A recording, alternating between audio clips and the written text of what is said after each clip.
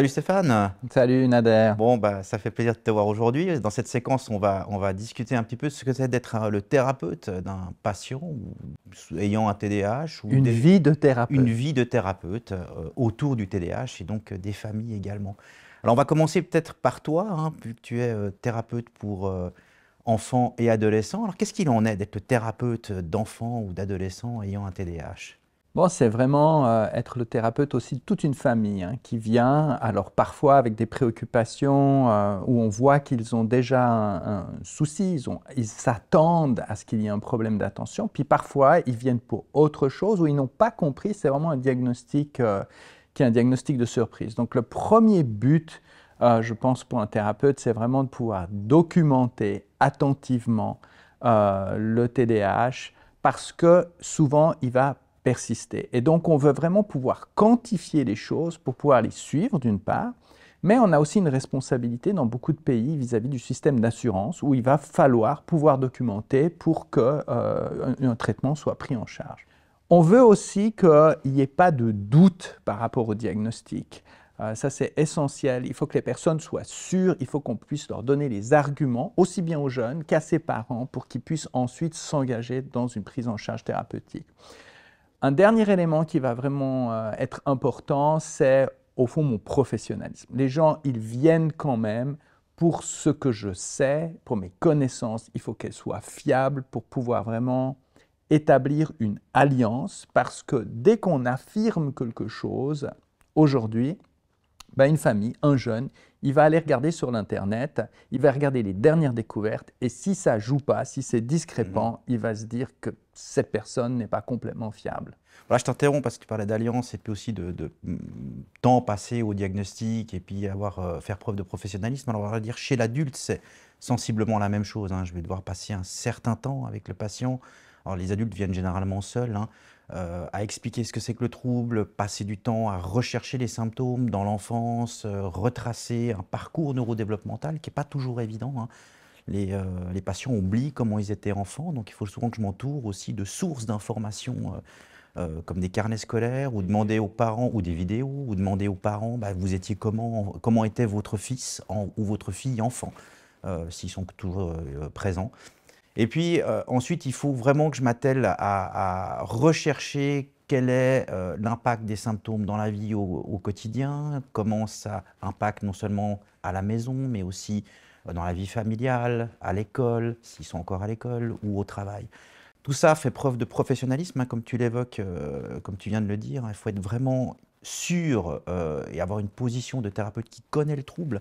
Sinon, on est peu crédible, hein, parce que les patients vont en effet aller regarder, comme tu l'as évoqué pour les enfants, les adolescents ou leurs familles, sur Internet ce que c'est. Donc moi, il faut que je sois aussi sûr que je n'ai pas affaire à un autre trouble, hein, que ce soit une dépression, un trouble anxieux, mais on y reviendra. Et puis, il y a cette alliance thérapeutique qui est très importante parce qu'on a des patients qui vont arriver souvent non diagnostiqués, hein, à l'âge adulte, hein. Ça sera un peu différent de chez l'enfant et l'adolescent où les adultes ont souvent eu un parcours de vie long avant d'arriver chez moi. Et ils découvrent tout à coup qu'ils ont un trouble qui s'appelle le TDAH pour lequel il y a un traitement. Et ça, c'est pas toujours évident de retracer sa vie et de se dire mais comment ça se fait que personne n'ait détecté ça auparavant? Et là, il faut une bonne alliance thérapeutique pour que le patient en fait, ne s'effondre pas, ne s'écroule pas et comprenne aussi les enjeux à venir par rapport à la prise en charge. Et puis ensuite, une chose qui me semble importante dans le travail, c'est que les observations que moi j'ai faites puissent être bien comprises. Comprises bien sûr par le jeune, mais surtout pouvoir obtenir un consensus de la famille dans ces observations. Pourquoi? Parce que si ensuite je me retrouve à faire une proposition de traitement et puis la maman est convaincue qu'il faut mettre ce traitement en place alors que le papa ne voit pas le problème, l'enfant va être immédiatement, ou le jeune, l'ado, pris dans un conflit de loyauté où il va avoir l'impression de devoir choisir en ce que souhaite son père ou sa mère pour lui. Et ça va être très problématique. Ça va casser la capacité d'adhérer pleinement à une proposition. Et puis l'autre chose, c'est qu'il ne faut pas présupposer des attentes et des préoccupations de la personne. C'est vraiment essentiel d'écouter le patient avec une grande authenticité, parce que parfois on se rend compte que, bien sûr, il a le TDAH, mais qu'il est beaucoup plus préoccupé par certaines comorbidités, comme une anxiété, un autre problème qui est peut-être une dévalorisation peut être secondaire au TDAH, et donc vraiment écouter le patient dans la posture du thérapeute, ça me semble central. Donc, ce que tu dis, c'est qu'il faut passer un certain temps avec le patient, alors non seulement pour mettre en exergue les symptômes du TDAH, mais aussi voir s'il n'y a pas quelque chose d'autre, hein. Et c'est vrai que moi, chez l'adulte, je vais passer un certain temps, et ce qui peut parfois être un peu ennuyeux pour les patients TDAH qui ont attendu longtemps avant de venir chez moi. Et puis, c'est pas qu'un entretien, c'est souvent plusieurs entretiens pour exclure peut-être des comorbidités, des diagnostics différentiels, dont la dépression, le trouble anxieux, etc.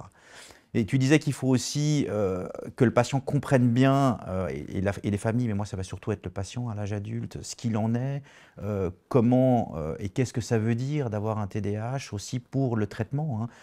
Moi j'ai des patients qui viennent ayant lu sur Internet aussi pas mal de mythes et croyances, hein, qu'on a vus dans d'autres modules de ce cours sur le TDAH, puis qui arrivent avec des attentes magiques, par exemple, par rapport au traitement médicamenteux, ou au contraire, qui veulent absolument pas traitement médicamenteux parce qu'ils ont peur de devenir dépendants ou que c'est une drogue, etc. Donc je vais passer du temps à discuter c'est quoi le TDAH, comment ça se traite. C'est une approche qui est essentiellement multimodale, dans laquelle il faut à la fois un traitement médicamenteux, en tout cas chez l'adulte, mais aussi apprendre des compétences. Et ça prend un certain temps. Ensuite, il y a une chose qui est quand même propre au développement de l'enfant, c'est qu'on va souvent observer une fluctuation ou une transformation des symptômes au cours du développement. Et ça va s'intriquer aussi avec la question de la construction de l'identité, hein. Typiquement, un enfant, un adolescent qui commence à se demander qui il est avec le TDAH. Est-ce que le TDAH c'est lui? Est-ce que c'est quelque chose d'à côté? Et je pense que très souvent, en tout cas à l'adolescence, ça va conduire à des moments où il aura de la peine à accepter le traitement, où il va vouloir euh, interrompre ou remettre le traitement. Et je pense que c'est très important pour le thérapeute de rester avec le patient, c'est-à-dire d'accepter ses doutes, d'accepter les refus de traitement, les essais, les expériences, pour trouver ce qui est bon pour lui. Ouais. Et là, on va avoir un peu la même chose chez l'adulte. Alors, on a moins cette question identitaire chez l'adulte, hein, qui est probablement moins présente qu'à l'adolescence. Mais ça va quand même modifier quelque chose dans le parcours de vie du patient, quand il va prendre un traitement ou pas. Il va parfois avoir aussi des interactions avec les autres qui vont changer. Donc il va falloir que je discute de ça. Ce que je vais aussi beaucoup discuter avec le patient, c'est la mise en place d'un plan de traitement personnalisé, hein, pas uniquement multimodal, dans le sens qu'on donne des traitements médicamenteux et une prise en charge psychothérapeutique ou de type coaching, mais aussi évaluer le patient, son besoin. Est-ce qu'il faut que je le voie une fois par mois ou une fois par année? Est-ce qu'il a besoin de suspendre ou pas le traitement médicamenteux au cours du suivi? Est-ce qu'il est nécessaire qu'il prenne un traitement tout au long de sa vie ou pas? Donc tout ça va être discuté avec le patient, puis c'est vraiment personnalisé parce que ça va être différent d'un patient à un autre. Alors, j'aimerais revenir sur la suspension de traitement parce que je pense qu'elle est très importante et que comme thérapeute, je dois pouvoir être accepté que la suspension du traitement peut être nécessaire pour qu'un jeune qui constitue son identité comprenne qui il est avec ou sans médication ou sans traitement.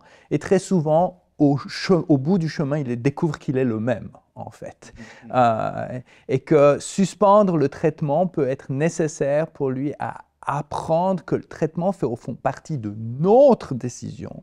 C'est nous-mêmes qui décidons ou pas de prendre ce traitement, qu'il ne limite en rien notre liberté ou notre force. Et peut-être une des difficultés par rapport à l'interruption de traitement, c'est que moi j'ai souvent des patients aussi adultes, hein, je ne sais pas si c'est la même chose chez l'enfant et l'adolescent, mais qui interrompent d'eux-mêmes le traitement au bout d'un certain temps parce que tout va miraculeusement bien et ils oublient de revenir me voir et ils viennent des fois 3-4 ans plus tard ayant arrêté le suivi ou les traitements en ayant les mêmes difficultés parce qu'ils n'ont pas pensé que ça pouvait persister encore longtemps, le TDAH. Ça, il faut que je sois attentif à ne pas lâcher mes patients, enfin les patients, ce n'est pas forcément les miens, hein, mais à lâcher les patients au cours du temps, hein, et bien leur dire, mais s'il y a la moindre difficulté, anticiper et venez me voir. Et n'interrompez pas le traitement sans m'en parler, parce que moi, je suis souvent confronté à ça. Mais dans l'ensemble, moi, j'ai beaucoup de plaisir à travailler avec ces patients, hein. C'est des patients qui sont très récompensants, très motivés, qui veulent vraiment aller de l'avant. Et c'est pas que les patients, hein. Moi, j'ai souvent aussi les familles qui viennent au bout d'un certain temps, qui sont aussi très contents de la prise en charge. Et j'ai pas ça avec d'autres pathologies. Donc, je dois dire que c'est un vrai plaisir. Et je tenais à les remercier aussi, les patients, parce que c'est vraiment cool de bosser avec eux. Ouais, et je crois que ben, c'est quelque chose qu'on partage. C'est pour ça qu'on a eu envie de faire ce MOOC ensemble. Ouais. C'est parce qu'on a vraiment la passion de ce travail, je crois. On adore ce travail, on adore travailler avec ces familles. En ce qui me concerne aussi, j'ai beaucoup de plaisir avec les familles et l'ensemble du système, des parents qui eux-mêmes ont souvent des symptômes qui ressemblent à ceux de l'enfant dans le domaine du TDAH en tout cas. Ouais. Bah, merci Stéphane. Merci à toi, Nader. À bientôt.